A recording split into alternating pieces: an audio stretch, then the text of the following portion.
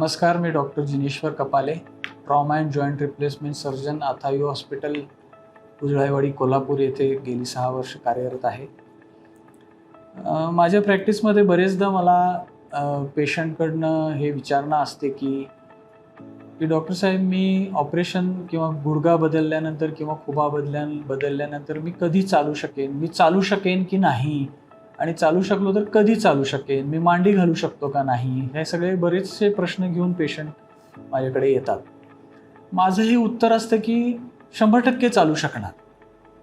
कारण आम्ही जेव्हा अथायू हॉस्पिटलमध्ये हे ऑपरेशन करतो, आम्ही प्रत्येक पेशंटचं, आता समजा गुडघा बदलायचा आहे तर त्याच्यासाठी ॲक्युरेट कुठल्या साईजचा गुडघा बदलायचा किंवा खुबा बदलायचा, त्याच्यासाठी कुठल्या साईजचं इम्प्लांट वापरायचं किंवा कुठल्या क्वालिटीचं इम्प्लांट वापरायचं, हे आम्ही ठरवूनच पेशंटसाठी जे सगळ्यात योग्य आहे ते ऑपरेशन आम्ही ते इम्प्लांट घालून ते ऑपरेशन करतो. पण ह्या ऑपरेशन किंवा औषधांपेक्षाही महत्त्वाचं आहे, आम्हाला पेशंटकडनं पण प्रतिसाद हवा असतो, आणि तो म्हणजे फिजिओथेरपी करून. म्हणजे आम्ही ऑपरेशन करू, सगळं चांगलं करू, औषधं चांगली वापरू, पण जर पेशंटने फिजिओथेरपीच नाही केली, म्हणजे व्यायामच नाही केला, आम्ही जे टप्प्याटप्प्याने सांगू या दिवसानंतर एवढं व्यायाम करा, चालायला लागा, जिने चढ उतार करा, हे जर पेशंटने केलेच नाही आणि घाबरला तर त्याचा पेशंटला फायदा होणार नाही. आम्ही कितीही चांगलं ऑपरेशन केलं तरी पेशंटला फायदा होणार नाही.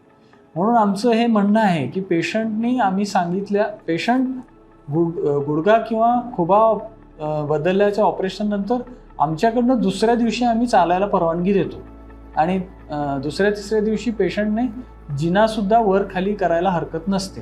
पण काही पेशंट घाबरतात. आमचं हेच म्हणणं आहे की घाबरू नका. आमच्या अथायू हॉस्पिटलमध्ये चांगले फिजिओथेरपिस्टही आहेत.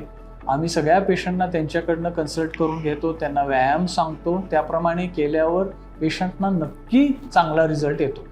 पण काही पेशंट घाबरतात, आजूबाजूचे लोक त्यांना सांगतात की बाबा हे करू नको, चालू नको. त्यापेक्षा तुम्ही डॉक्टरांचं जर ऐकला, आमचं जर ऐकला तर तुम्हाला चांगला फायदा होईल.